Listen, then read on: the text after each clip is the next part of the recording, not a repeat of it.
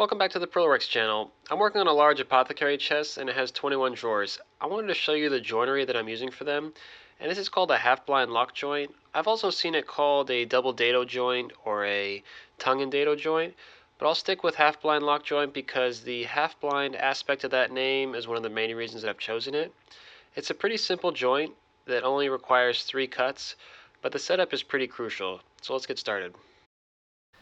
Each cut is made with the fence in the same position, so we'll get started there. You want to make sure that the fence is set the same distance away from the blade as the blade's thickness. I'll get started with a test cut. This piece is simulating the drawer front, and I want the front of the drawer facing away from the fence. And this piece here is simulating the drawer side, and I have the inside of the drawer facing down. You can see here that this is a poor fit, and that's because my fence is too far away from the blade. So we'll go back, we'll tap it over just slightly and see if it fits. This is just a matter of trial and error and finding the right fit.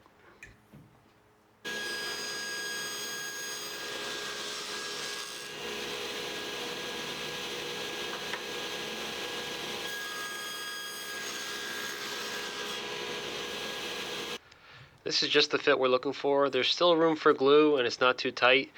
This means that our fence is set at the right spot, so don't move it until you're done with everything. Now we're going to worry about the height of the blade. I'm setting it to the same as the thickness of my drawer sides. In this case it's about a 1/2 inch, and I'm going to keep the blade slightly proud of this by about a 32nd of an inch. I'll go into that a little bit later.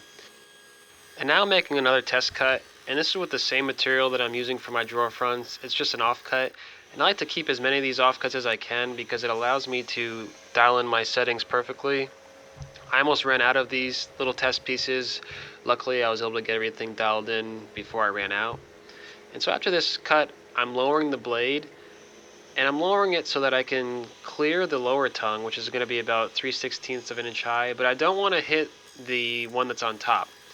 After this cut, you'll be done with your drawer fronts, and you'll be left with 2 different tongues. This long one that's on top here, that's going to be your drawer front, and the short one on the inside is going to mate with the drawer side. And the last cut we have to make is for the drawer sides. You want to set your blade height to just less than half of the thickness of your material. You can use setup blocks or whatever you'd like, but I just eyeball it and err on the side of being a little bit too low. In this case I was by about a 1/16 of an inch, and so it's just going to be another case of trial and error. In this case I only needed to do one adjustment to the blade and I had a good fit. After that, these joints are pretty much done.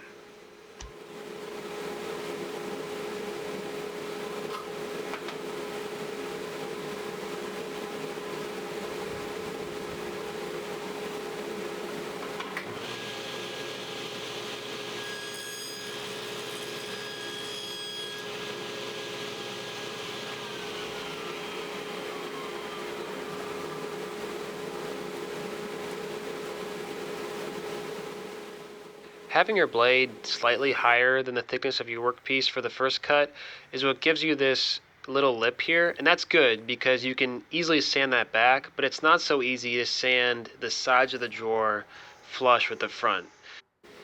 And I'll just show you my workflow for these 21 drawers and offer any tips I can that I find handy when going through a batch of pieces like this. I like to use a push block to apply pressure towards the fence, and my right hand is applying downward pressure, and I try not to apply any side-to-side pressure because I don't want to throw the piece askew, which could ruin the cut. And I also like to label all of my pieces ahead of time, so you can see the blue tape. It's on the front of the drawers with the drawer number on it, and this lets me know the blue tape has to face out, and that makes sure that I have the cut on the right side. The blade I'm using is about 1/8 of an inch thick, and it's got a flat grind on it, so this is going to give you the nice flat bottom cut as opposed to a regular blade which would have those little bunny ears on it. And if you had thicker material, you could use a dado stack. So if you had 3/4 inch material, you could use a 1/4 inch dado stack to cut everything into thirds. For the 1/2 inch material, I figured going through the trouble of a thin dado stack wasn't worth it. I already have the grooves cut for the bottom panels of these drawers, and so it's important to make sure that you have what is deemed the front of the box. You want that facing the fence. And so for each pair of sides, that's going to be an opposite setup.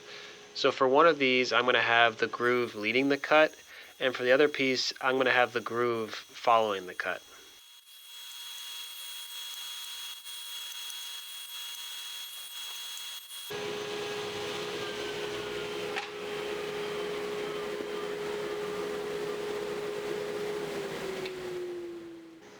For the back of the drawer, I'm using a simple housing joint. I have a dado stack in here set up to the right thickness to match the workpiece. I'll get all of these cut and then the joinery should be done.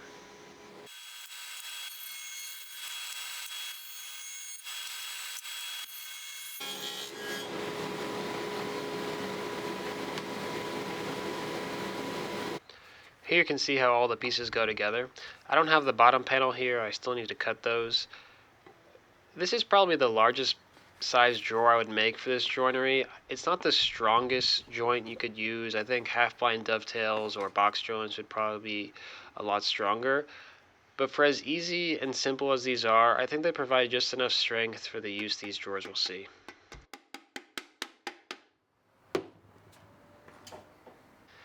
That's about it for this video. If you guys have any questions, feel free to leave them in the comments. I'll do my best to answer them. I hope to have this apothecary chest build out soon. Until then, thanks for watching.